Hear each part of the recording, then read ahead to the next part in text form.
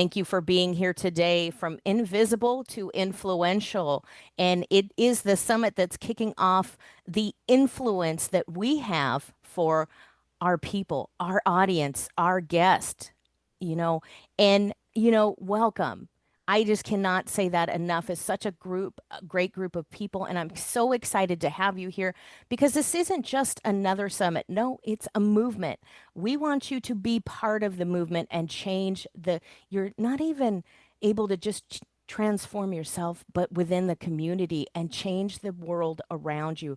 Be and do, right? Become that I am and establish that you showed up today because you're ready to stop blending in and start being seen. You're ready to step into that voice and that brilliance and your influence and own your power unapologetically. Isn't that great? Let's stop apologizing who for the wonderful, unique unicorns that we are. And over the next 2 days, you're going to hear from these great speakers. You've gone from overlooked to unforgettable, from playing small to playing bold. And here you are, and you've showed up, and we are showing up for you, and we love that. And this just is an event about perfection. It's about progress. It's not about getting it right. It's about getting real. And most of all, it's about the connection and the engagement that we're creating here and crafting here. And that's when the influence becomes impactful, is when it is authentic. So grab your journal and turn your camera on. We would love to see you and feel that. But of course, if you can, if you're in a place, maybe you're driving, you should be looking at the road instead. And we want this moment to shine for all of you. And thank you for being here. So we're going to get right into some amazing questions. We're just going to go around and kick it off. And I'm going to spotlight a speaker, ask a few questions, and then we're going to go on to it, to the next speaker, and just really get this powered out and drive it on. We're just so excited. Dharma and I were talking we when we were getting just before this, how great it is to have stepped into the zone of authenticity. And we're so glad. And when you choose to be your authentic self, you stand out and shine. And you are influencing others. So I want to bring my cohort in business today here. Dharma, I got to spotlight you. I want to bring you in here because the first question, my friend, is for you. Look at you. They'll get that smile. I love it. So the question I have for you, because I'm just tuning in and it's like, hey, real talk. When was a moment that you realized you were done being invisible? Because we've talked about this and I think it's important to share.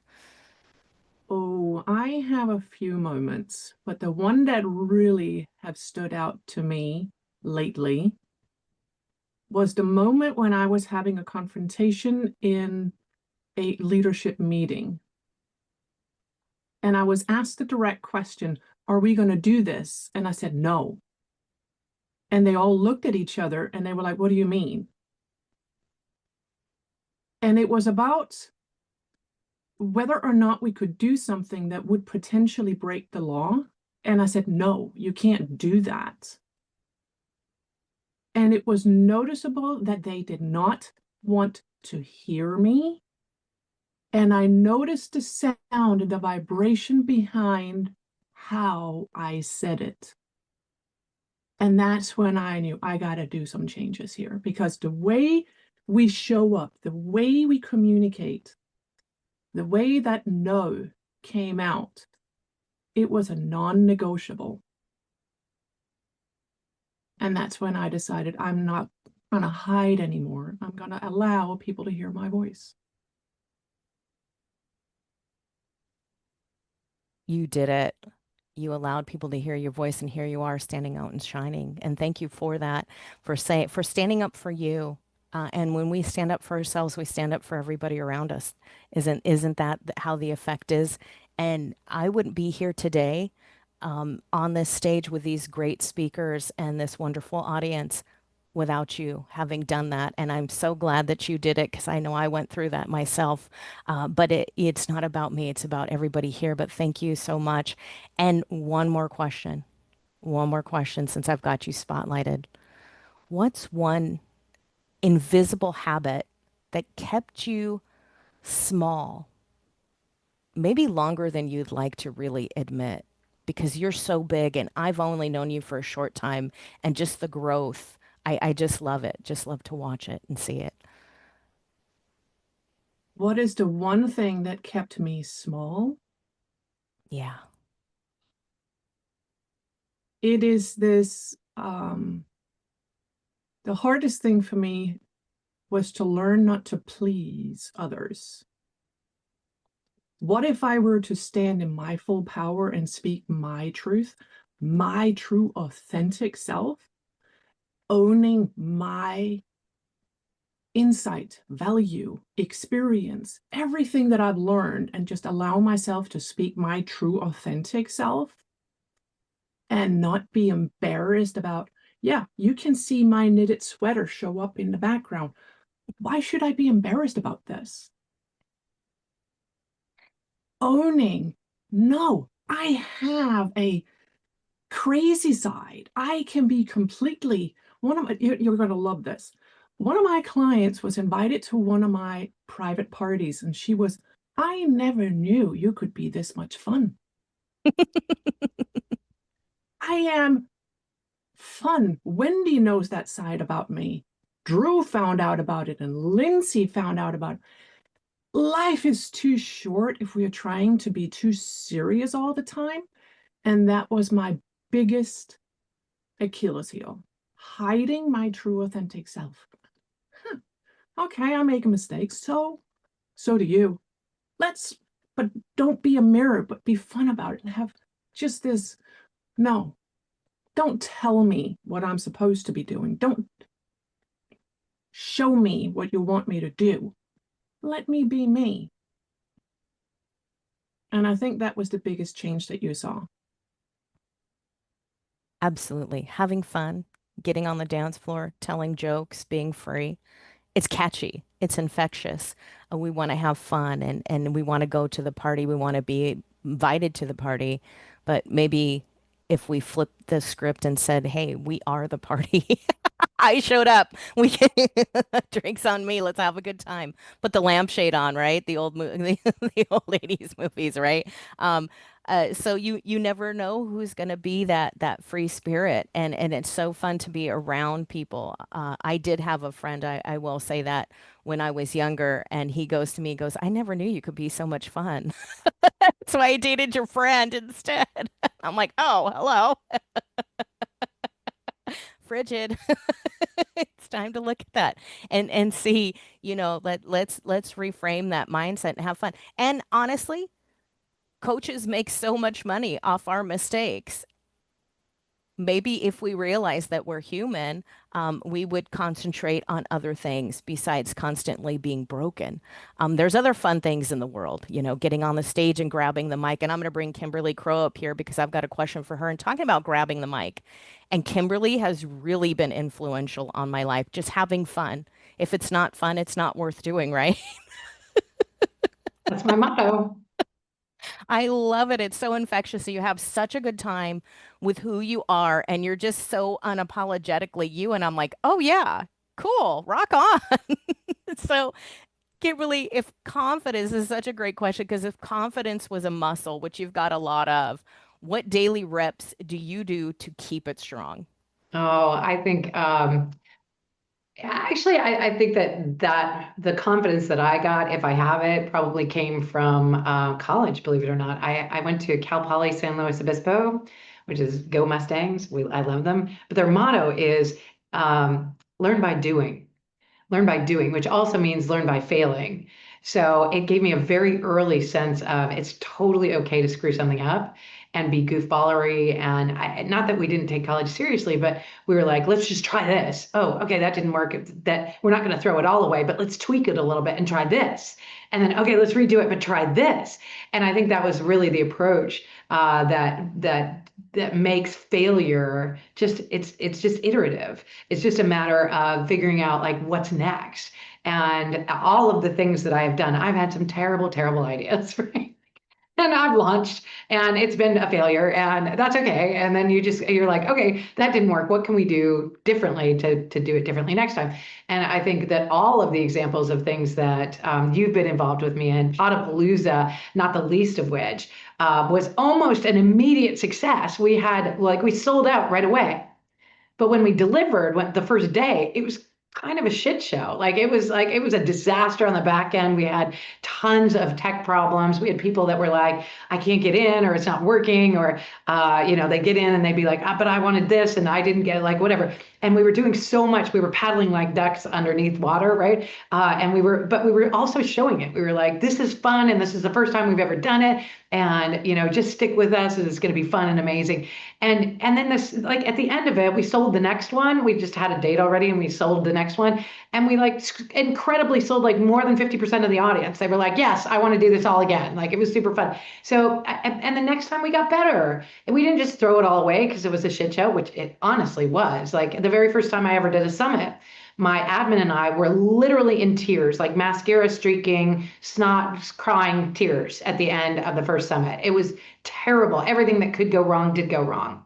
But now I'm on my 18th one of the Entrepreneurs Rocket Fuel Web Summit, and it's got an incredible following. But we fix things along the way. So if you fail, it doesn't have to attack your confidence. And I'm right there with you. I've got imposter syndrome just like everybody else, right? I'm like, I'm going to throw a party and nobody's going to come, and I'm just convinced that it'll be a disaster, right? And then I do it, and it's not the disaster I thought it would be, or it is, and then we just make it iterative and improve on it as we go. And we're never going to get it wrong because we're never going to get it done. And there's always the next time. So unless you give up, in which case it's over. And I've realized that, hey, I've arrived. I'm here. Let's party. Right. Party's on. If you're not having fun and I've arrived, I'm not going to just hide in the corner. And I love that, what you're saying. I didn't go to the big cool colleges in California, but I did go to the fraternity parties. Hey, Right. they were fun. We had a good time, but and it did, I had lost that personality when I left security and law enforcement and then started coaching, and I just lost even more of myself and thought, hey, I thought it was the opposite. But I want to have fun and I want to play with the big kids and I want to have a good time, and so that's just the way to do it. So let's the second question I want to ask you today is, what's the biggest misconception people have about influence? Because people talk to you, have you and talk about you so much, and they're like, hey, did you go to Speakers Playhouse? Have you met Kimberly? And it's a wonderful thing, and it's like, hell yeah, I have. And it's a good thing to know you. It's like, not, nobody's scared to say, hey, I know her, or let's not talk about it. It's always positive. The vibe is positive. So what's the biggest misconception that people have about being influential? Yeah, I think they think of the TikTok videos, right? That they think of the people who are influencers. And really, the first time I ever like walked into a room and people were like, "Oh, you're Kimberly Crow. Like I know you." To be known before you're needed, to be known before you walk in the room is a super powerful way to be able to show up in the world. But in order to do that, you have to be known before you're needed. You can't hide. You have to be out there, and that can be on whatever platform you want. I'm a video girl. I love doing talks. I love being able to be either doing YouTube videos or Facebook Lives or summits. I love live events, so summits are very powerful for me. I'll do podcasts anytime I can speak and share. I think people will get a chance to know me before they know if they need me, and it also shows your real personality, right? So if you show up as authentic as much as possible, then you're going to attract the right people into your life. If you're trying to show up as some perfect person, then people will either say, well, she's perfect, I could never do the things she does and get the success she had. But if you show up if as perfect, the other thing can happen too, where they're like, well, she's showing up as perfect and I know she's not, so I know she's full of it, and so I don't want to work with her either. So it backfires on you either way. And I think as if you are worried about being an influencer, if you're like, I don't want to be an influencer, we all are influencers in our own day-to-day life. Like most of you, I would say I don't know, at least 50% of you have at one time influenced somebody else to take out the trash, right? We are influencers by nature. We try to influence the people around us. And that's not a bad thing. We influence our kids to make good choices. Some of us don't, but some of us make influence our kids to make good choices. And we're always trying to influence folks, but you gotta be able to be seen, and people need to know you before you get there. And you're right. I'm all about joy and happiness and fun. So when people get to know me, they're like, she really is that. That's not a persona. That's who she shows up as. And I believe if it's not fun, it's not worth doing. You got to get it off your plate if you don't love doing it. And we're all brought here to love different things, different aspects of our lives. I'll just share one. I love emptying the dishwasher. Is that dumb? I mean, nobody in the world loves emptying the dishwasher except me. So when I'm around you, I will always do that. I will always empty the dishwasher because I love it. It's totally awesome. And if you don't love it, find somebody who does. That's it. That's it. Find somebody who does. Be you. Do you. Yeah. Love how you're doing it, and that's it's just incredible to be in that moment and be like, okay, I know what I like. I'm okay Great. in my skin. Yeah. I'm having a Yes. good time. I'm here. I have arrived. Because even if you're just getting 15 minutes of fame, it took how long to get there? Or you're the Oh, yeah. success overnight. It took how many years? And what did you have to do to get to that moment? It's Yep. never magic. And I'm going to say, honestly, about influencers on Instagram and all that, those filters were actually meant for us older ladies over 50. I'm just going to say these young girls should not be with all this stuff. It's so crazy. But you know what? It's a different way of influencing. And like you said, that's not really them. They're plastic. They're perfect. We know, there's something in there. There's something behind that weird smile that they have crafted. But I'm going to ask you, since I've got you spotlighted, I've got one more thing I want to ask you is what's maybe a simple shift that really helped you start to get noticed? And I know you referred to this earlier, just grabbing the mic, getting on the stage. You're not chasing that algorithm, but I think it kind of has to be kind of reiterated of how important that is to not chase that overnight. Oh, this is really a cool thing to do. Everybody's doing it. Let's jump aboard the Gatorade gallons of juice getting poured on our head. Why does that need to happen to get viral? I think it's the lasting point of what you do. You're still here. You've not Yeah. left. Yeah, I think it's consistency, right? The people who are good at anything have been doing it for a really long time. Some of you may have been in what we called MLMs. Now they're called direct sales or something. It's like the Tupperware lady or whatever that the people who got really good at it and made a lot of money at it just stayed in. They just kept doing it. They just didn't quit. And I think if you stick to something and just keep doing it, that naturally people will be like, oh, that's who she is. That's what she does. Now, I've done Speakers Playhouse for 4 years, coming up on 5 years of Speakers Playhouse. And every week we have new people that have never been there before. They had no idea who I was. So, as much as I would love to pretend that I have this big following, and I do, I love the community that surrounds us. I love how people step in and stay in, and I love that. But nobody knows me. Like I'll go to, like if I go to a restaurant, nobody knows who I am. They're not paparazzi and knocking down my door or anything. And the same is true for most entrepreneurs, right? We're getting out there as much as we can. The best way to do that is to speak, in my opinion, is to get on a podcast, radio shows, TV shows, web summits, webinars. And events like this, if you can get on an event with Nicole Borghi, you're in the mix with people. You get to interact with them. You can see what they're typing in the chat. You can play with them, right? But podcasts are amazing too. If you Google my name, Kimberly Crow, you're going to see a whole bunch of, like, there's other Kimberly Crows out there. I'm not the only one. There's a realtor who's like dominating and like a couple of spaces. But if you Google Kimberly Crow, you're going to find me on at least page one and slipping onto page two and three of Google. And that's because I've been on a ton of podcasts, and you're going to see a whole bunch of content out there. If you want to get known before you're needed, get out there on a variety of different stages. And it doesn't have to be an in-person stage, although I love those. It can be a virtual stage. And it doesn't have to be live, although I love live. It can absolutely be recorded and out there forever as well. So show up, be authentically you, and do the things you love and show up in glory. Oh, yes, absolutely. Be glorious. And getting on a summit, you're marketing yourself. Whether Yeah. you're a speaker hosting the summit or you're Yep. doing Facebook, you're moving the needle on the algorithm and you're not buying the likes and loves and that Oh, fake yeah. bot on your YouTube channel. So that doesn't help move the needle. If the bots are watching you, it's no fun. I don't think that's as enjoyable. Um, but summits are a great way. Thank you so much, Kimberly, for saying that, because summits are just a great way to advertise yourself and get your name out there. You're not only collecting leads, but you get to follow up. And, hey, the fortune's in the follow up. And so, Lindsay, I'm going to bring you up because I've got a question for you. So if you want to unmute, come on into the spotlight. Glad you're here. It's Thank awesome. I've you. I've played a little bit in some circles with Lindsay, so it's good to have her here. And now I get to ask her questions and beat her brow here.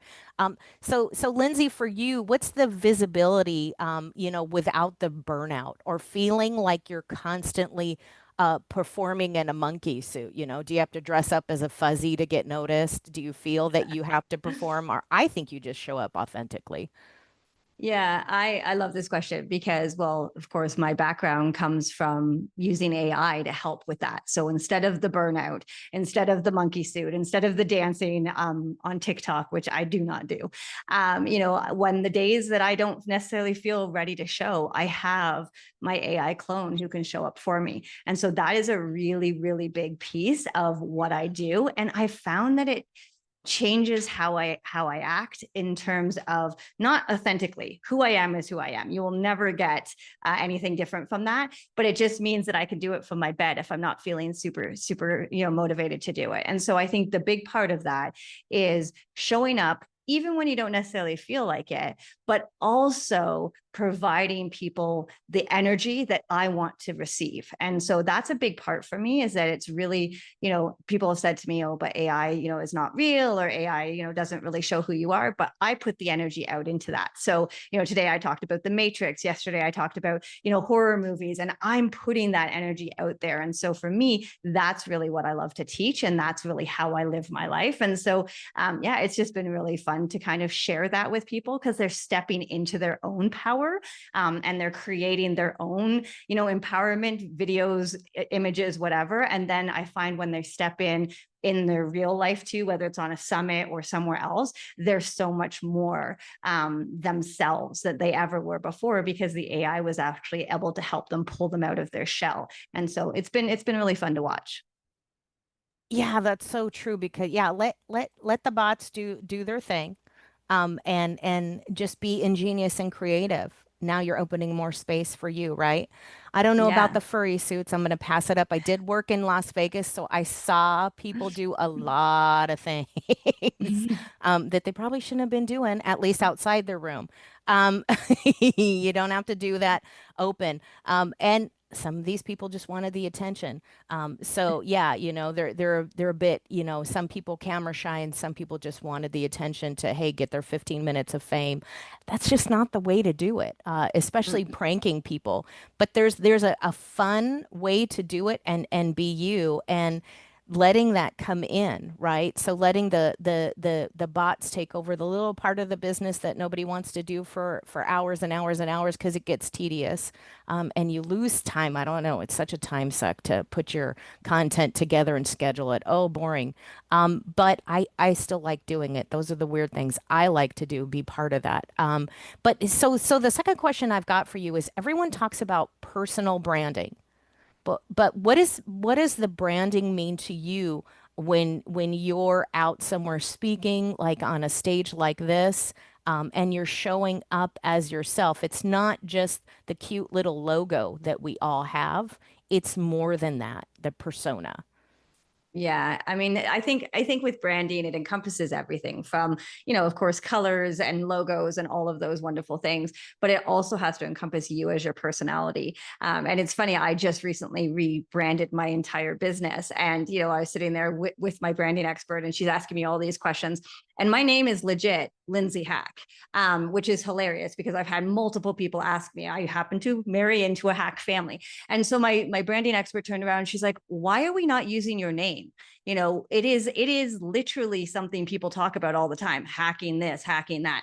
And it just never even occurred to me. So now I am the identity hacker. That is what my business brand is. And it's just so funny because since I've created it, and I about a month ago kind of opened it to everybody, I've stepped into that in such a different way than I ever did before. And so when you say branding and showing up, it's not that I'm a different person, but that confidence of, yeah, wait a second, I do identity hack, and it happens to be my name. And so it actually worked out really, really nicely. But I think when it comes down to it, you have to step into your brand, your persona, whatever it is, the way that you authentically show up for everything.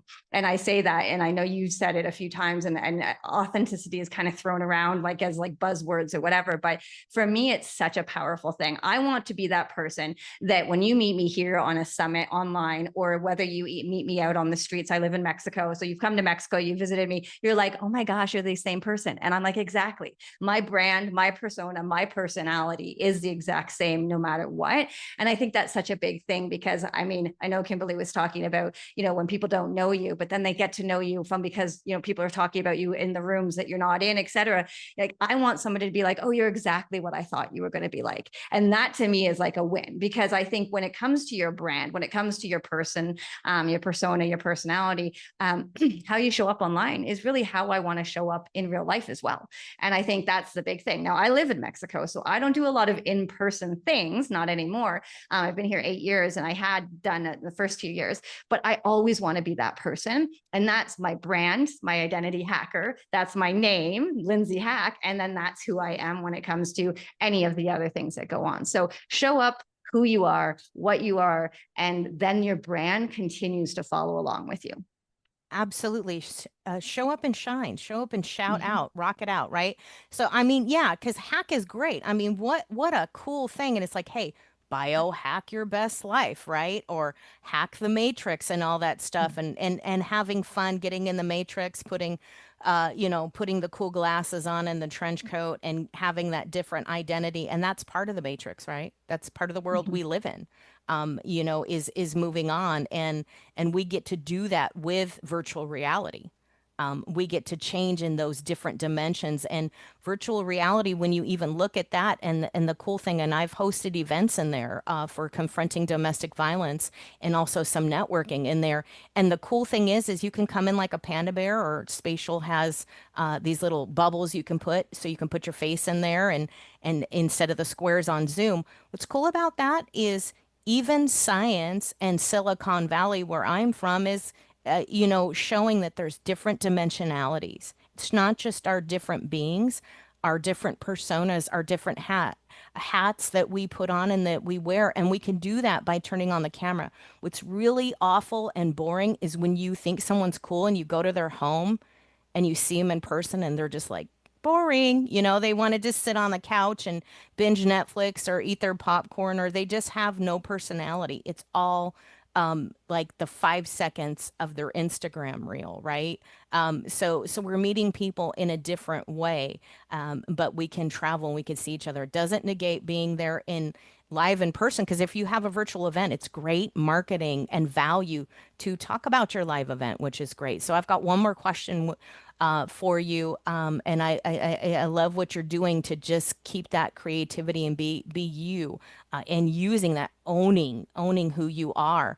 And so, what's one underrated way to position yourself as an expert in your niche? So for you, you're owning this whole AI thing. You're there, and when there's AI everywhere. So how would you, Mhm. let's just use the term, how would you hack that? Or how did you hack it for yourself to say, hey, I've got to stand out in my niche? Yeah, and it's a good one because, like you say, AI is everywhere. So it's a two answer question here. So the first question, the answer to the question is when you're in the online space and there is AI everywhere, you just have to do something that's very unique. And in my case, I started off doing AI images with vision boards, and I started because for me, my dirty little secret was that I just could never visualize. You know, I've sat with the Dalai Lama, I've done courses, I've done programs, and so I really struggled. And so when I started playing with AI images a few years ago, I didn't realize the power of it when it came into the vision board, which is what I've been teaching for the last 15 years. So for me, that was a big thing. But I also completely changed my life. I was like, oh, there she is. And now that I've seen her, I can never unsee her again. So I started out in a very unique space in the first place. So people were like, ooh, vision boards, AI images, that sounds amazing. And then that, of course, progressed from me wanting to learn more, going down the rabbit hole to find out more and more and more and more. And so now I use it to, be visible online, scroll stopping images, et cetera, et cetera. The other part of that is we live in a space where AI is everywhere, but it's really just a bubble about this big. If you step one step outside of that bubble, people who have never used AI before are blown away by simple things that you and I and some people in this room might be like, yeah, we use ChatGPT all the time for that. Or, I use OpenArt AI to do those things. And I say something and they're just like, wait, what? And it's like their brains are blown because they're outside of this AI bubble. And so I think we have to not forget that even though we might be surrounded by things that are going on, and you see a lot of experts in AI or talking on camera or, YouTube or whatever it is, there are thousands, hundreds of thousands of people outside that bubble, even just one step outside, who have so many questions and so many things that that they don't know. And I think also when it comes to that, I know there's plenty of people who know a lot of things about images, a lot of things about AI, video,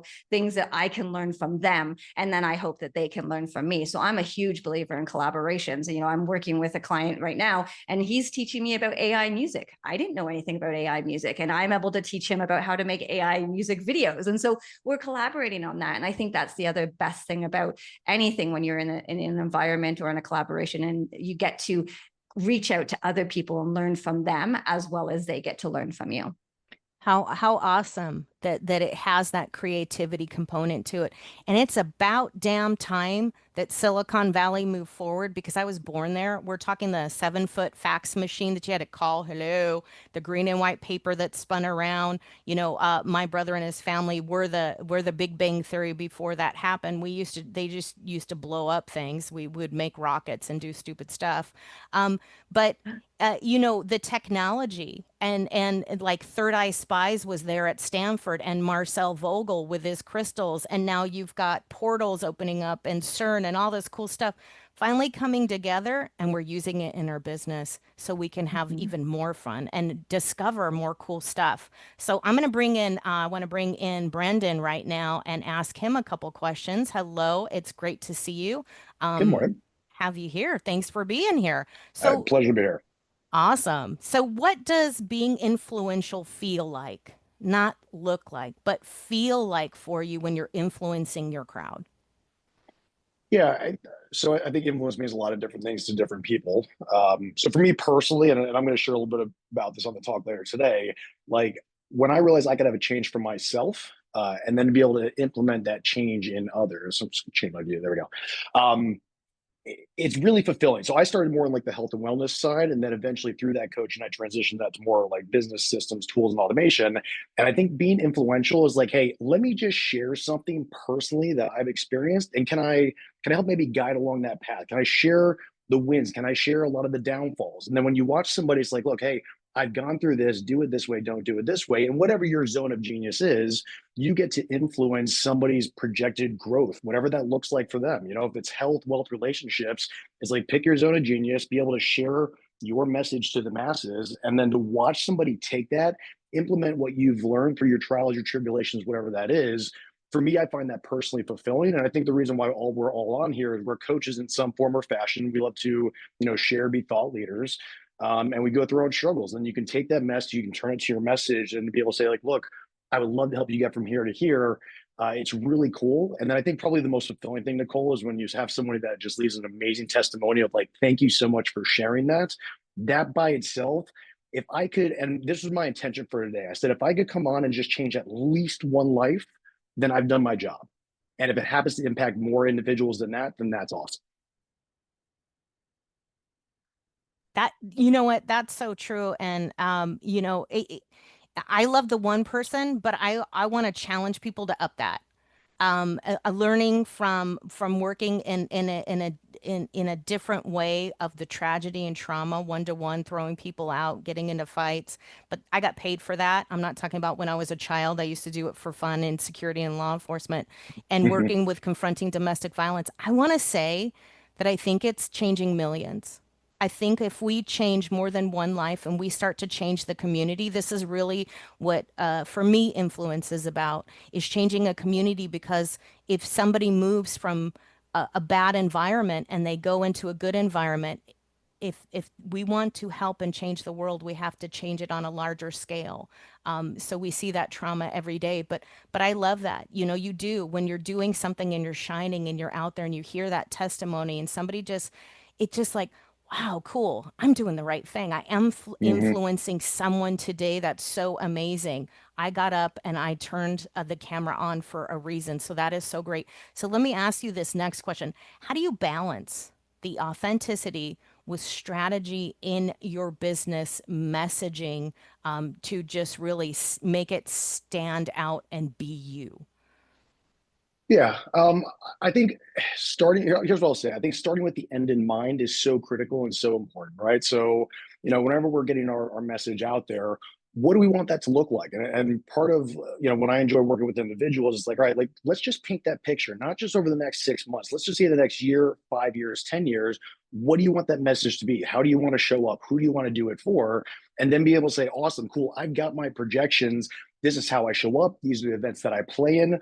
This is the white glove treatment that I have with all my clientele. These are the events that I speak at. I think once you have that clarity behind it and you have intention, you have purpose, and you have authenticity and you have integrity, then it's so much easier to speak to the things that you are phenomenal at. And I think clarity is probably the biggest word, right? So it's like, if I can speak to this one thing and I can help this person achieve this goal in this time period, go, then it's so much easier, I think, authentically to show up and to talk about things versus just trying to arbitrarily pick things. And I see a lot of people when they go online, it's like, oh, I think I'll sort of talk about this or I'll talk about this, but it doesn't tie into that bigger mission. So I think what you said a second ago, I 100% agree with you. When I say show up for one person, I mean, like, if there's only one person on this call today, or there's 10,000 people on this call today, I will show up with the same level of energy, of charisma, of everything I possibly can, because I'm not influenced by how many people are in the room. That being said, I think you 100% need to have a bigger vision. And one thing that I was so cool. So I went to a mastermind in Miami, and they said, okay, guys, we're going to want to write down your goals. And like, I want you to stand up. I want you to share, what is that mission?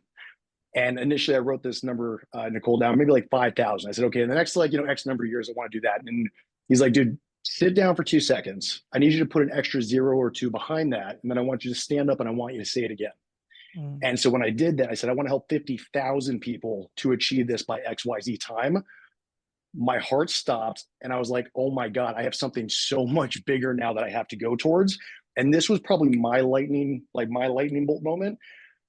I initially, and I found this for a lot of entrepreneurs, when you just have this concept of like, okay, well, I sort of could do that, and like maybe I'll get my business up and running.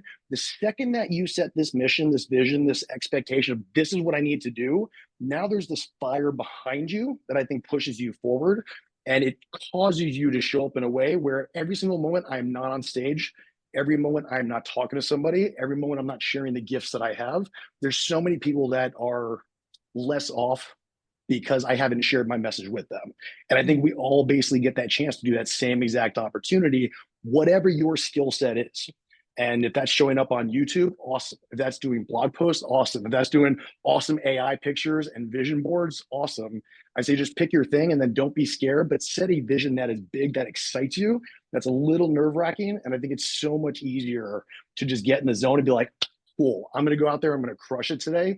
And so many people like, thank you so much for showing up how you showed up because of how much it changed your life and whatever that aspect is.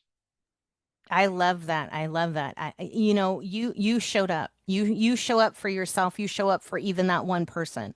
you're still showing up, and that setting that goal, it's like, whoa, you felt that dimensional shift, like, whoa, what did I just do? What did I just Yeah. promise? What did I do? This slides like 10 feet higher than I really thought it was, and I'm going down fast and heavy, and I'm going to Hmm. hit that water. That's a wonderful thing. So if your audience, when you get in there, and you're just like, hey, I'm in it, I'm here, I'm going to transform, I'm here, that, and the questions and excuse me, the response in the chat is amazing. They're just loving where you're at with this, and they can just feel your vibe, and you just show up, you're here. That's what's so great about the energy for today. And if when your audience, when you're looking at your audience and you're saying, hey, walk away with this one shift today, maybe it's every day for you, you're just in it all day, every day, you've absolutely embraced it, what would you want them to what would you say for them that shift should be when you're getting out there and you're being influential and you're putting your content together, because you want to make it measurable in some sense? How does that look for you, or what's that one thing that you want them to take away? Yeah, and so Nicole, great question. I will say three very specific words: end in mind. And I think that's across the board for whatever it is. I don't care if that's for your health and how you want to show up physically. I don't care if that's for your relationships with your kids, with your spouse, with your parents. If that's for work, like, close your eyes. And this is, what we're going to talk a lot, I think, even about like routine and, what does that look like? So when you wake up, awesome. How do you want to wake up? Do you wake up energetic? Do you wake up full of gratitude? Do you wake up full of love? Do you wake up full of appreciation? How are you choosing to show yourself in the world? Because all of that determines, I think, how you show up on camera, how you show up on a call, how you show up. Does this person even want to do business with you in the first place? So, like, all those things. And at the end in mind is, I think a lot of it is any Tony Robbins fans, you have physiology, focus, and language, right? So, physiology, I get to determine, how do I want to show up? Do I want to be energetic? Do I want to use words that are empowering? How am I speaking to myself? Am I surrounding myself by other individuals that have this same kind of next level mindset and growth and all the rest of these things? So, I think a lot of it is just kind of get that picture in your head. Can you close your eyes and completely see yourself living that, and use the words that support that? I'm the kind of person who drives this kind of car, makes this kind of money, has people that invite me over for dinner, like, whatever that is for you. And I think we get to sort of set that thermostat for ourselves, and show up accordingly, and being invited into amazing rooms like this where you get to share your message. So that's what I'd say is end in mind. I love that, just knocking it out of the park like that. And you're sharing the how. And when you talk about waking up and being you and being there, but are we awakening and arising? Are we in that great awakening that we're at right now? And this is so important to put this panel together and have people on these stages, because we want to awaken and arise. And, Mm-hmm. instead of shaking people, and sometimes I do, I admit it's an old habit of mine. I'm trying to get away from it, but you want to physically go in there. It doesn't work. I tried it. But here I am with the stage and finding a different way to transform. But thank you so much for being here and playing today. I love this. Appreciate you. It's so great. I get to be the fly on the wall and ask the questions, right? So how great is this? I want to let's bring in Wendy. Beautiful, Wendy. I haven't seen you in a long time. It's the lioness there. Fantastic. Just that great pride of the pack right there. So Wendy, for you, how do you attract high ticket clients? Getting people in there. How do you attract people? You just have this great energy. You're just knocking it out of the park and rocking it without feeling salesy, because you do this so well. Or forced. You don't force people to, well, you can't really force them to open, well, you can physically force them to open your bank accounts. I should maybe take that back a little bit. But how do you do it with this expertise without being really sleazy about it? Well, you know what? I think it goes back to authenticity. And I have been through the fire. I tell people I was widowed when I was young, and my current husband and I lost our incomes not once, but twice on the same day. So if I could come back from that and create a financial future that's free, where we're set, we don't have to worry about a thing, starting with nothing, then what can we do for you? It's starting with something. So I think I really, when you walk the walk, and I own everything that I recommend for my clients, they see that. And I think that there's just that, of course, they have to know, like, and trust you, but I think that's where the trust is won because they see that I have implemented exactly what I'm recommending for them to do, and it's worked. So why wouldn't it work for you if it's worked for me? And I think I don't have to be salesy. I meet people and we talk, and it's just a very natural flow. It's, yeah, what could you do for me? All right, well, I'll open up the window a little bit. Here's what I've got over here. Here's what I've got over here. And little by little, they'll be like, oh, and I have that too. So what could you do with that? And when they see how it can be multiplied, they're like, you really are the millionaire maker. You really are the multimillionaire maker, and I have so many clients and case studies that it's like, this isn't a one-off. This is what I do every single day. Absolutely well said, because you know what you do? You talk to people. Mm. Ooh, scary stuff, right? Hello. How's it going? Right, right, You right. don't need all their personal data right away, right? No, no. Sometimes that could be a little daunting getting on the call, but you're just like, hey, how's it going? Want to get on a call? It's easy. Yeah, It's really easy. You yeah. don't do a song and dance, but you come from the heart. So let's get into this next question. What's the one system or tool that helped you scale without losing the personal touch, because you do have your heart in it, and you do sympathize with people, but you don't come with that past trauma, and that's the wonderful thing, because you're vulnerable, you share your story, and you're open to people. So what is the one thing that got me to scale? Is that what you're asking? Yeah, with your personal touch, absolutely. I would say two things. Having a TV show. So I got offered, I was actually did a 6-part series, and the media company that saw the series, one of them said, she's a natural, why aren't we doing more with her? So they offered me a TV show. And of course my husband was like, well, what are you going to do with that? So that started it. And then writing, I just had a book go to international bestseller. So that was very, very good. But it's all about, thank you, Brendan. I think I don't feel any different. Like I'll walk by the book because I ordered some, of course, and I'll walk by the book and go, this is just kind of surreal. I'm an international bestseller. Like, what the heck? Who thought that? Oh, I'm on this TV show. Oh, now we're doing another series highlighting nonprofits and the impact that they make on the world. And oh, so I guess, oh yeah, we were called executive producer. So I don't go by the titles so much. And as Brandon said, if you reach one life, it's as if you saved the entire world. That's what the Talmud said. So even if it's just one person that hears it, or one person that gets an aha, or one person that goes, yeah, what can you do for me? Then it's all worth it. Well, the one person starts a ripple, doesn't it? I think Yes, it's a beautiful thing, yes, and it is worth it. yes, You feel good when you open up to someone, and you're able to assist them. You're able to help them, and you yes, can share with them, hey, you're not broken. There's something here maybe that you missed. You just didn't know it was there before, and I'm here to show you the way. You're the mentor, which is awesome. So this next question I'm going to ask you.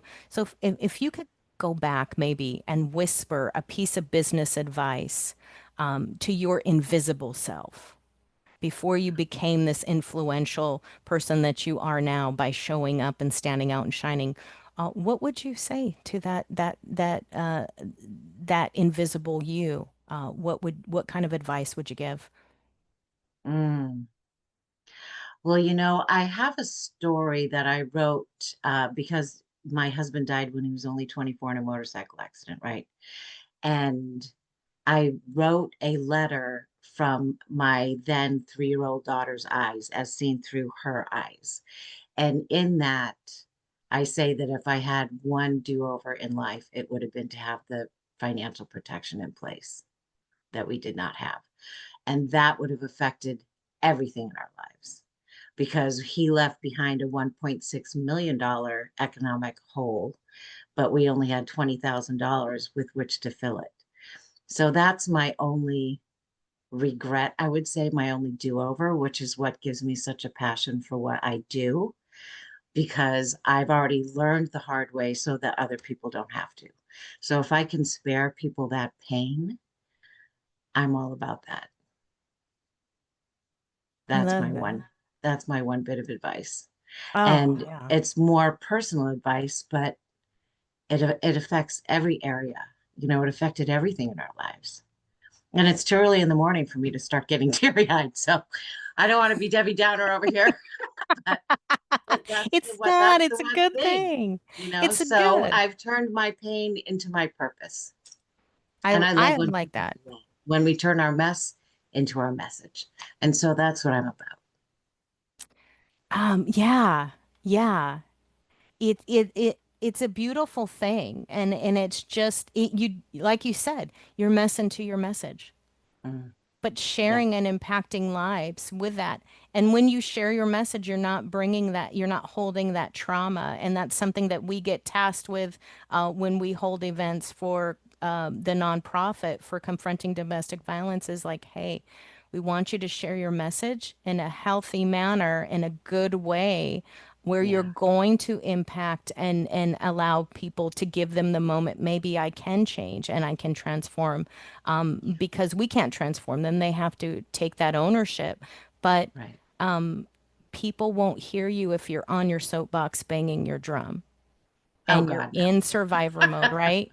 You're Right, not in that survivor mode. You're in right. an impactful mentor mode. But Mhm. thank you so much. And I think I have one more question for you. So I really, um, on your journey, what's maybe at least one thing that you're really proud of in this journey, that to go from the invisibility to get on the stage, grab the mic, do your your show, your TV show, be a bestseller.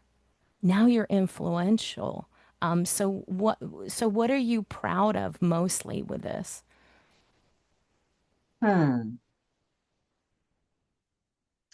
I don't know if I would say proud. I think I look at it because my goal is really to bring wealth to the masses.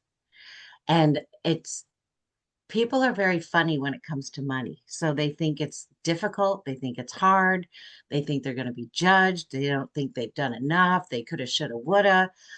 And I'm a no judgment zone. So I think what I would be most proud of is that I can help that many more people because of that influence, rather than being a voice kind of crying out in the wilderness, going, hey, look, you could do this and your life would be infinitely, better off. But I think it's the a number of people that I hope and pray will listen to my advice. And in the book, I say, don't just read the book, do the book. So I'm actually doing a mastermind where I'll be taking people through the book. So we have that community, that commitment, and that accountability so that people really will achieve that financial freedom that they so desire and deserve. Oh, that's great, because if people have financial freedom, um, when they can have a more successful life, and we teach that in our post-traumatic growth, when we do summits for confronting domestic violence. And the reason I share this is that we have truly started to see that if you're teaching financial freedom or business or getting on a stage and marketing yourself or getting in virtual reality, if you can't be on camera and you need to be safe, you're creating finances for yourself. You're able to stay free. You're able to get your life back, because so many people get stuck and go back into that community. And if the community doesn't see it and you've only changed your life, then the community won't help you grow, and they won't help you bounce back and stay within those good, healthy boundaries. So it's so large scale, so exponential, we're global, where we can make that impact now. And Mhm. it's brilliant and it's wonderful. People having their own money. And hey, guess what? If you want to sponsor something, you have money to sponsor it when you're financially free.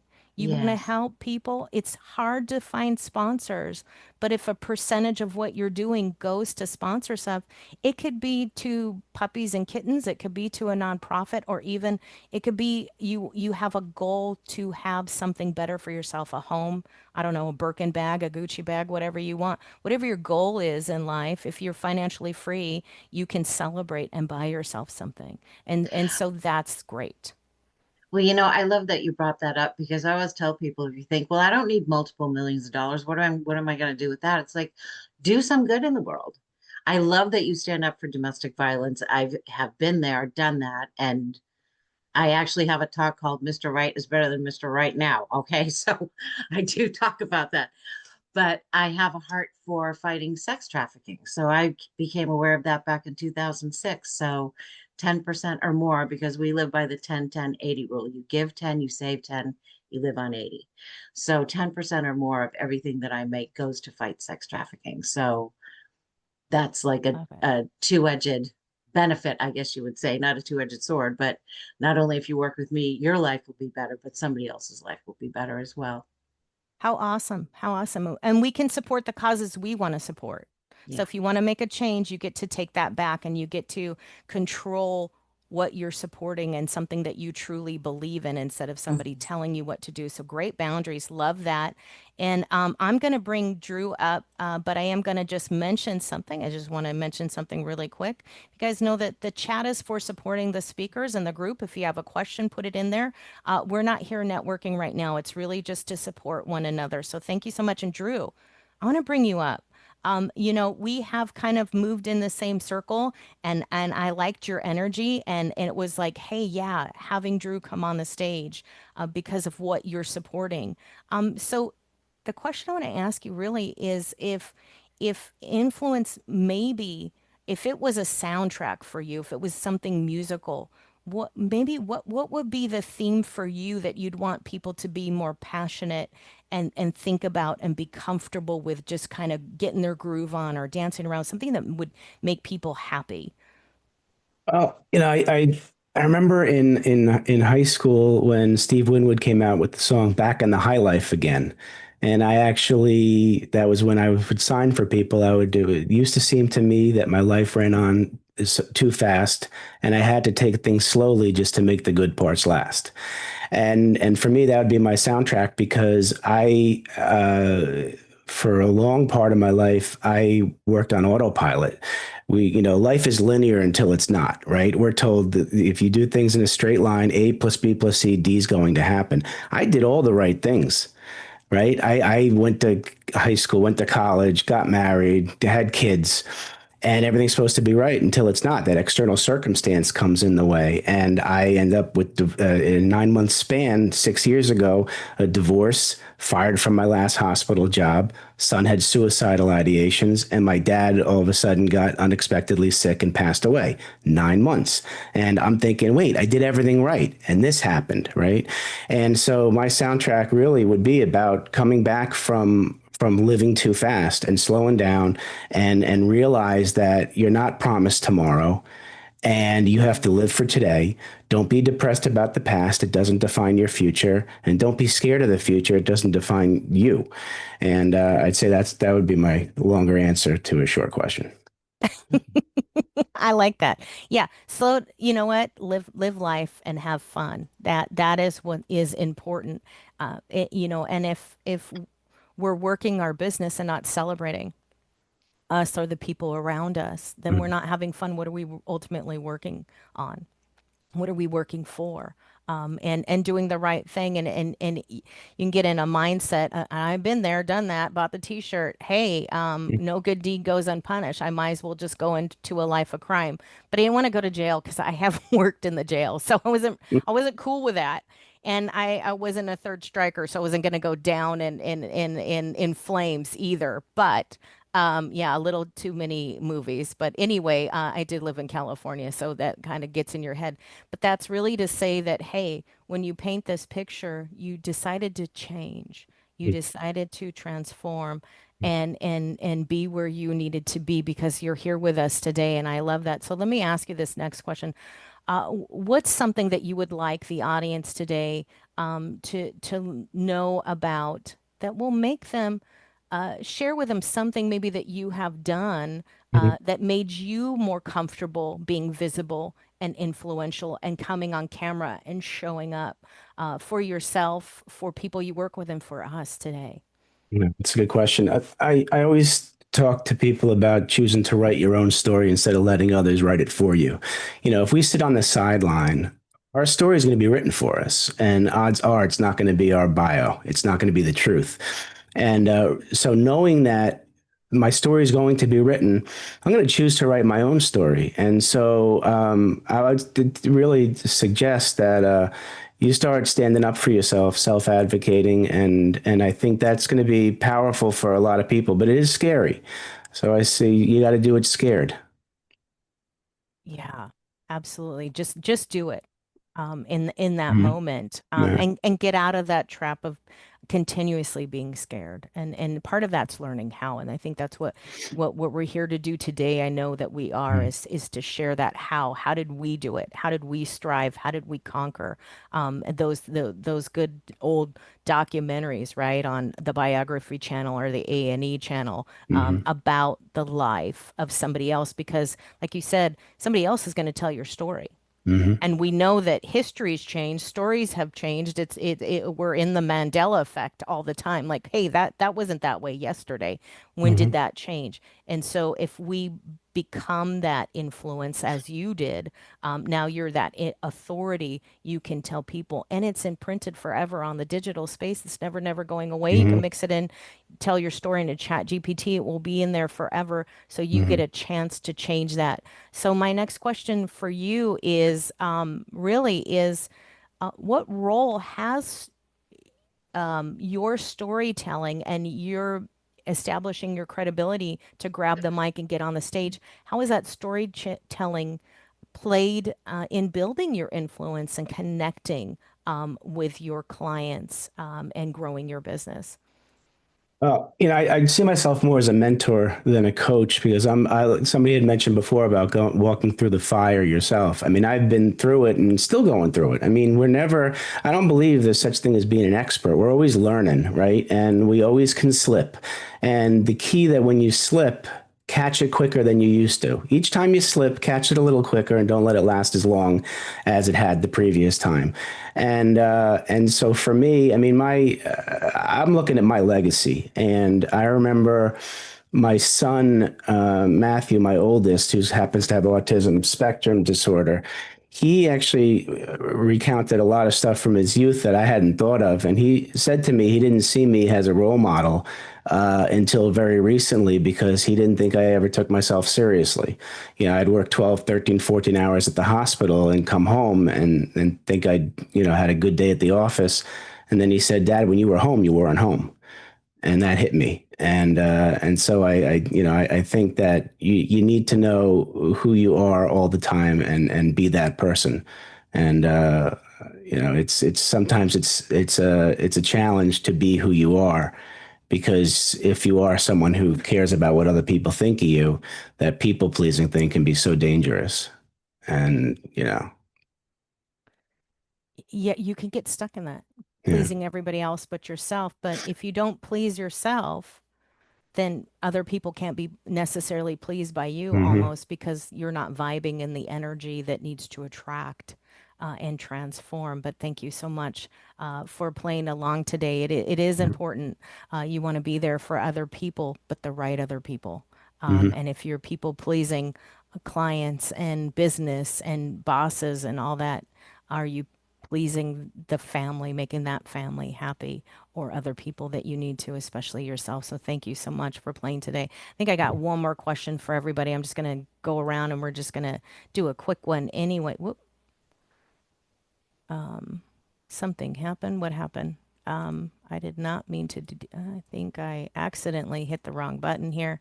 The lights in my eyes. I think I got rid of Jew Holy. Drew by accident hit the wrong thing. But anyway, sorry about that. Let's go around. We're going to play around here again, and I'm going to bring Dharma up. I've got one more question here for you. If I can get those lights are just so much. Hey, how do you get used to them? Let me bring her up here. Give her a quick question if I can find her on my screen because my screen's moving around and it's jumping around. So Dharma, I got one last question for you. I had to bring you back for more. Um, if you were if if there's maybe one thing maybe one thing, maybe two things, wherever you want to go with this, what's that one thing that you feel maybe that helped you in your growth into the world of influence and authority that you had to unlearn or maybe just let go of? And just kind of cut off and drop off so you can just grow and soar, really. Yeah, that's a good one. The hardest lesson for me to let go of is the concept of how do we let go? Because we hear it all the time. You're just going to have to let go. Figure out how to let it go. And you're like, how am I going to let it go? You meditate, you do all of these different tools. And how many of you have gotten this advice? Just let it go. I have. It drove me nuts. It made me run around in this hamster wheel and I just could not get off it. Just let it go. My husband would say, just let it go. It's like, it is an internal realization. There comes that moment where you're like, okay, something's got to give. Something is just going to have to either shut up, and you hit that moment where you're like, okay, you're desperate. You're hanging on by your nails. You've done that before you, and you jump. I was with my acupuncturist, had my needles all over the place, and I was, okay, either I hold on and I keep doing this or I let go. And I just jumped as if you're at the edge of a cliff and you jump off. My daughter sent me a clip from the movie with Pocahontas, where you have this raccoon standing at the top of the cliff and a hummingbird right next to him. And he just jumps and he doesn't know what's going to happen. That's the feeling. The release, the relief, the fear, not knowing what's going to happen, that is what's holding us back.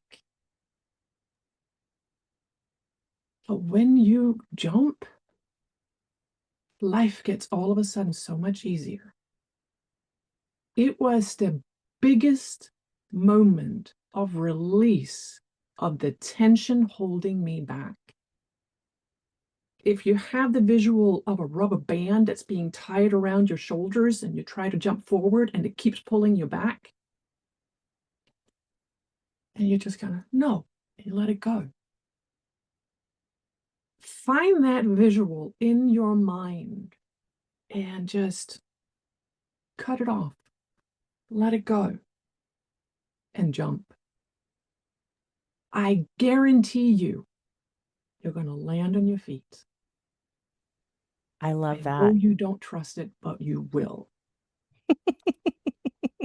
I love that. You just cut it off. But, I've had those moments and I'm just being real here is that you almost want to go to the doctor and have surgery. Take it out. Whatever it is that I'm broken, fix me. I can't get rid of whatever the thing is, but you cannot pinpoint it. And Okay. sometimes it is just let it go. And I love Okay. that what you said that. Real quick, if you envision the feeling in your body, you focus on that body, right? Okay, I'm feeling it in my stomach. I have it in my shoulder. I have it in my lower back. Breathe into it. Don't follow the narrative. I teach every single one of my clients this tool. Close your eyes, focus on the feeling in the body, not the narrative, not the storyline. And then allow yourself to give what you need. Oh, I hear you. Oh, yeah, they're dumbasses. Yeah, let them go. They don't care. They don't. Focus on you, not them. You. Brilliant. Wendy's smiling. She's like, yep. She's like, Nicole's yeah, laughing. Brendan is laughing. It's like, yep. this is so true. It's so true. Okay, And I got Drew. He's calling me, so I'm going to try and see if I can get him back in. okay, thank you. So, all right. So perfect, beautiful. I'm gonna bring up who am I gonna bring up now? Oh, Kimberly. Let's go back. I've got this great because I'm looking at the question and I like this one here. Um, so, you know, how do you handle the visibility hangover? So those those moments when you're putting yourself out there and it feels like, okay, I've overdone it. I'm way out there. I'm way out there, done it too much. Maybe I need to step back. Maybe I need a vacation, go to Spain. How do you handle that? Yeah, that's awesome. I do live a life that is not only financially free, but location free. So I enjoy that. But yeah, I love being on video, but sometimes you just like it's too much. It's too many times. It's too long. I have a couple of big events that I run that are all day events. I don't do multi-day events specifically for this reason. That are online, but I'll do like a Voices of Women, and that summit is from 8 a.m. until 8 p.m. Pacific. And so my day is not just 12 hours, but usually about 13 or 14. And during the 12 hours, I'm literally on Zoom doing interview after interview every 30 minutes. And so it's super exhausting. But while I'm on it, that's awesome. But the next day, I totally block my calendar. Like I'm not taking calls, I'm not doing anything. I might do a little catch up from my phone like this, but I try not even to turn on my computer because eventually you got to have a little bit of downtime where you can recuperate. But I am fortunate that I am an extrovert. Introverts and extroverts are both equally amazing on stage. But an introvert afterwards, like maybe an hour, needs to be able to be in a nice quiet room and like recharge. And I get that. An extrovert, we want to go to like a cast party and talk about how great we are until we don't, right? Like, and then we're like, okay, now I need to put my feet up and get a massage. So I think there is a max that you can hit, and it's really individual. There are many people who are like, there's no way I could do 12 hours on Zoom or 14 hours on Zoom. It's impossible. And while I can do it and it's fun for me, it's not fun for everybody. And I honor and respect that. And you have to honor and respect where you are as well. There are other things that you can do as an introvert that I am not great at, that you are way better at than I would ever be. For example, I don't have a year-long coaching program because most of what I teach is in group or in front of a large group and a lot of people. And taking people by the hand week after week after week after week and helping them make teeny tiny pieces of progress. I'm not great at that, but there are other people who not only are great at that, but can take those teeny tiny pieces and make great outcomes from them. And that's a skill that you have that I have less of, significantly less of. And while I can show up every week on an event or with a group of people, and I can continue to do that, there are skills that I don't have, and I think we just need to embrace that. So if you get visibility hangover from either being on too long or sharing too much, honor yourself and your body afterwards by blocking that next day or maybe 2 days or maybe week to be like, I did that and it was strong, it was hard for me. And afterwards, I needed this recuperative time and give yourself that time. When you were in a W-2 job, you got a vacation. You got a vacation for a reason because they didn't want you burning out. As an entrepreneur, we don't actually call it burnout. We call it overwhelm. And we hide in the fact that we call it overwhelm, but it really is the equivalent of burnout at a corporate job because we can't do anymore. And when you can't do anymore, you've got to give yourself and honor yourself to ratchet it back. Now, the other piece of that is oversharing deeply vulnerably. And when you do share something deeply vulnerably, give yourself time to recuperate from that. And I would always say when you're sharing, share from the scar, not from the wound. If you're still suffering from it, if you're sharing like, I am in the middle of a this, that, or the other thing. If you can say that without it wrenching the life out of you, we all are in the middle of something, absolutely. But maybe if you're trying to share a vulnerable story, share one that you already have a scar from, meaning you've already healed and you're already moving on, as opposed to right now I'm in the middle of this and it's awful, and then you leave your audience really struggling with now I feel like I have to help her recover. And so when you're sharing vulnerable, you just make sure that you're sharing from something that you're comfortable leaving behind and that you've come out the other side of. I wasn't sure which direction you were going with that, Nicole, but share with me like if I answered your question or if I sidestepped it, I didn't mean to. No, you totally hit that because it does can get overwhelming. If we Yeah, don't get it, we are doing like a hard fast day. It's an event, whether you do them live yeah, or been there used to set up for live events, or you're going to a live event in like an older convention space, right? Where you've yeah, got the setup in the room and everybody's knocking yeah, it out of the park, right? And then there's the sales desk and all that stuff like that. You've got all this stuff to do, and it's the one day you're knocking it out, and then the next day you got to give yourself a chance to just relax. yeah. It can be the next day or it can be the next hour. If you look at the really powerful speakers, and I mean, Tony Robbins can be on stage a long time, so can Brendan Burchard. But if you look at them, when they come off stage, oftentimes they don't just come out and meet and greet the audience either, right? They don't hang around. They go back and they have some sort of recovery routine, right? That they're able to go backstage and be like, okay, I need to put my feet up. And I have that as well. If I do an in-person 3-day event, during the breaks or the lunches or whatever, I'm usually not with people trying to entertain with them. I'm usually like, I'll be with a couple of best friends and we'll be sitting and I'll take my shoes off and I'll put my feet up and I'll be like, I'm not talking, you all talk. Right? Like, I need to not to have the conversation. I need to have a diet soda or a water, and I need maybe a snack, and you guys need to talk for a while so that I can just be off. And I do look at that sort of like a light switch. And my best friends know that that's what it is. Like, oh, she switched off, like she's off. She's not here to be, and I think somebody else said it, and I use that phrase too. I'm not here to be the dancing monkey right now. I need to be quiet and I love being on stage, but there are times where I need to switch that switch off. That's perfect about being on stage. That's why you need a co-host. That's why you need somebody Yes. to Yeah. be there and run things maybe behind the scene while you show up and shine on stage. So you can have a minute to shove some food in your face, get some coffee, or just tune out for a second, right? It Yeah. can be overwhelming. But I'm going to bring Lindsay up because I got one more question for you, Lindsay. Thank you so much for answering that. It's just, how do you do it all? You can't expect to do it all yourself, and you're going to be in complete burnout, but we don't want to do that. So Lindsay, if you're growing your influence and people are peopling, they're doing their thing, right? That's what they're going to do. How do you protect your energy and yourself and your soul Yeah. without totally ghosting the internet and being like, I can't deal with this. Just going to close off from Facebook and delete all my accounts and never talk to anybody again and maybe go to Mexico. You know what? Yeah, I mean, you remember when people did that? I'm not going to be on Facebook anymore. How do you do that? How do you do that without ghosting your audience that you've built? Yeah, it's a great question. And I'm the opposite of Kimberly. I am a traditional introvert. I can go, but then I need to be plugged in and released and moved away.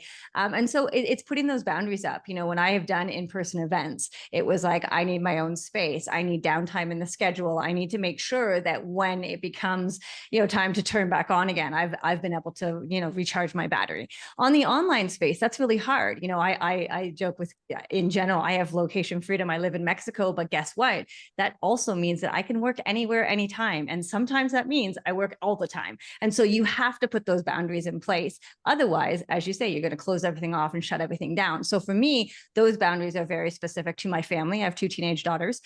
So, when I'm around them, I put my phone away, I do those things. But putting those boundaries in place is one thing. Actually following them yourself is a totally different thing, right? So if you're saying to somebody, I will never answer an email after 5 o'clock, don't answer an email after 5 o'clock. If you're saying I'm not going to be online checking my Facebook, when I'm with my family, don't check your Facebook when you're with your family, because you're actually training other people around you on how to expect you to show up. And I've been there, when I first started my business online in 2016, I was like everywhere all the time. And that is hard, especially as an introvert, even in an online world. So put the boundaries in place and really respect them for yourself, because that's the only way other people respect them for you. Oh, that well said. Thank you so much for saying that. Yeah, that is, you know what? You bring more respect when you look at yourself and how healthy are you being in that moment, so you don't overdo it. And you can show up for people. You can say no. It's okay. You can unsubscribe from someone's email. It is okay if it's too much. You are protecting yourself, and there is no magic. And I've tried it. There is no magical portal or bubble or something that protects us at all times. We do have to look at maybe we're in the wrong situation or the wrong place, and that's not our stomping ground. But in a healthy way, you can show up and shine. You can be here. You can be right on the stage and be influential. So thank you so much for sharing that. And I'm going to bring Brendan in because I've got a question for him, and then we'll go to Wendy. So let me bring him up here because you've got you're just so jazzed. You're just so all there, all in, and I love it.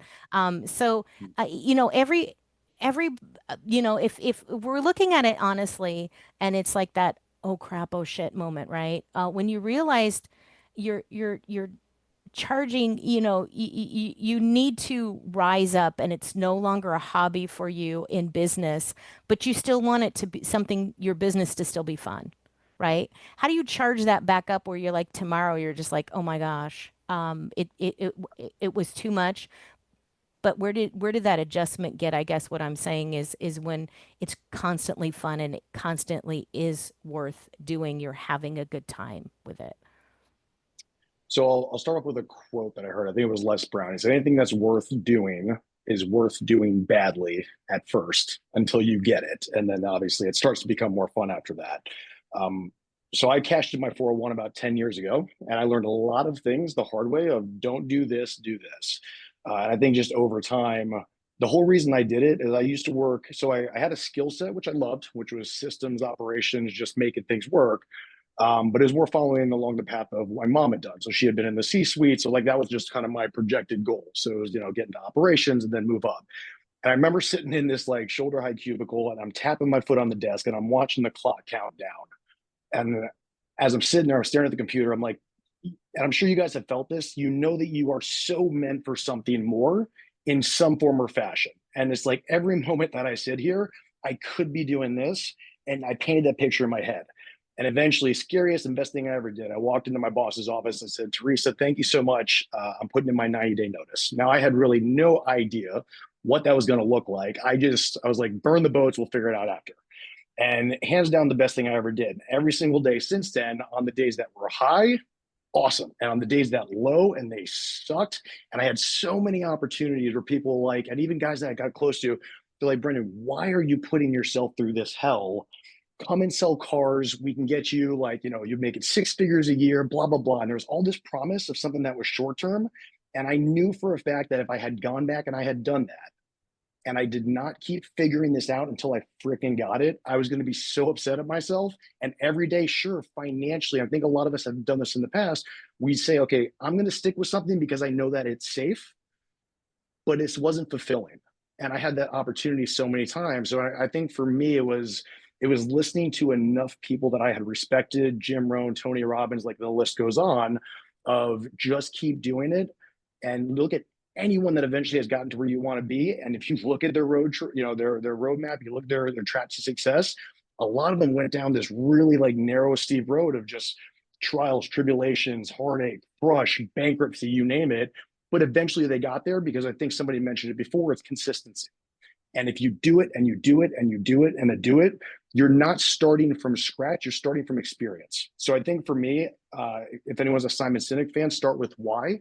And the second you determine that this is the reason why I'm doing this, I don't care, come hell or high water, I'm going to make it happen. That was my biggest thing for me. And every single day, I'm like, I'd rather do this and get my ass handed to me for years because I know for a fact it will pay off because I wanted the financial freedom. I wanted the ability to have the impact. I want to have something that I could really do that I felt was going to make a difference. And I felt if I just gave up on that, it was going to put me in a spot where I knew I was not going to be fulfilled or living what I was called to do. Hope that answers the question. Oh, yeah, way. It is when you're called to do something and you're jazzed about it, right? It reminds me of being in the police academy, not the movie, what it was a little bit like that, but getting jazzed when somebody like the PT guys coming in and they're coming up on the rear and they're hollering at you, but it gets you motivated. And it's like, where's that cheerleader? Where's that push that, and where's that leap? And you're sharing that amazingly to say, hey, I can still be motivated to do this. I can still love this. I can still be jazzed about it, Mm-hmm. and fulfilled. And that is the motivator. And people are looking for motivation. But where's that motivator? Well, I'm sure they'll have a chip soon enough where you can get that motivator. You just plug right in, right? But that's Sure. what we are on the human sense, which I love better is the humanness about the jazz, the excitement coming in, feeling great about it again. And if you are constantly in that and you are the cheerleader, especially for the people that you're working with. So thank you so much, guys. I think we went everywhere. One more round of questions because I had some good questions I wanted to ask you. You guys are so great. This is amazing. And Dharma's going to come up here and she's going to do a little bit, maybe some breath work, maybe some meditation, because we have a few minutes before our speaker, and want to just take a second to really breathe in this moment. Of clarity, of consciousness, of being ready to be influential, and part of that is just taking a moment and stepping back and saying, "Hey, I can be in this grace and this period, and get jazzed about doing a little bit more." Um, and yes, okay. So in that chat. All right, Dharma, you ready to come up, friend? Sure am. Awesome. Good. I'll let you take the stage. Awesome.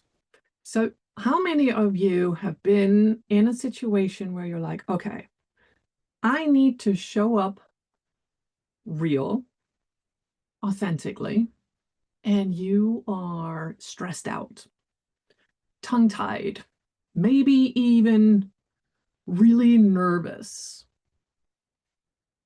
When you get to meet new people, I'm an introvert and actually really shy. To Lindsay's point, an introvert. So how do you get up in front and start talking to people? How do you not stutter? How do you not show up? So I have a few tools that I would like to share with you all that you can share, give away, and do with as much as you can, because in any situation, if you can't fall asleep, this is one of them. If you need to center yourself before you enter a big meeting, this is what you can do. So for all of you who are sitting, sit comfortably, take a deep breath, and close your eyes. If you are standing like I am, put your feet about hip width apart so that you are really sturdy. I want you to wiggle your toes, look down, and just notice, oh, I got toes. I actually have toes. All right, cool. If you're standing, bend your knees and slowly come to a standing. Inhale, bend your knees. If you're sitting down, just gently lift your toes off the floor and lower them back down. Next, what I would like for you to do is Become aware of your breath. Close your eyes. If you don't know what to do with your hands, just observe your fingers, the palms of your hands. And if you're standing, just let them rest on your thighs. If you're sitting, just let your hands rest in your lap. Become aware that you are here in this moment.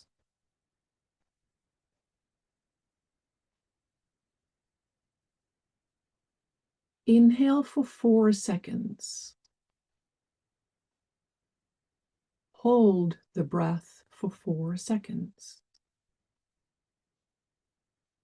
Exhale for 6 seconds. Inhale 4.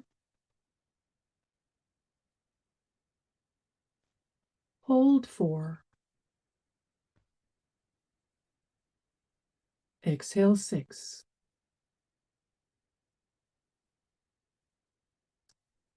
And one more time. Inhale 4. Hold 4. And exhale 6. And do it one more time.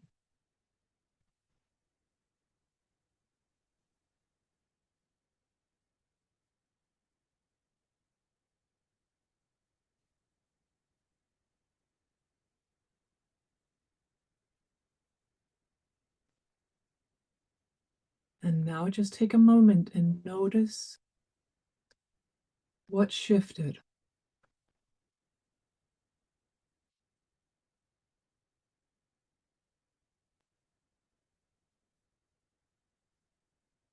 Become aware of your hands on your thighs or in your lap and notice what shifted.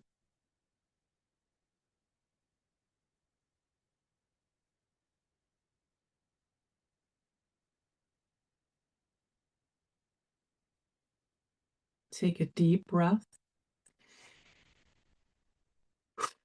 and exhale through an open mouth as if you were to sigh. And if you can, make a slight sound. And when you're ready, wiggle your toes and become aware of where you're at and open your eyes. This is literally 4 minutes, less than that. And this short exercise calms down your nervous system, no matter where you're at. It changes your beta waves to alpha waves in the brain and signals the body to relax. It lowers your heart rate and calms the parasympathetic system down. So if you're nervous and you need to show up and be your best, this is how you get more oxygen to the brain. You kickstart the frontal lobes as you inhale and then exhale so that you are ready to think clearly, be calm, and speak with your authentic voice. Nicole, I am going to give the stage back to you. Well, awesome sauce. Thank you so much. I love that. We just imprinted everything back in, right? That when you take a moment and there's all this excitement, and it's good to just come back to us. Come back to you and us.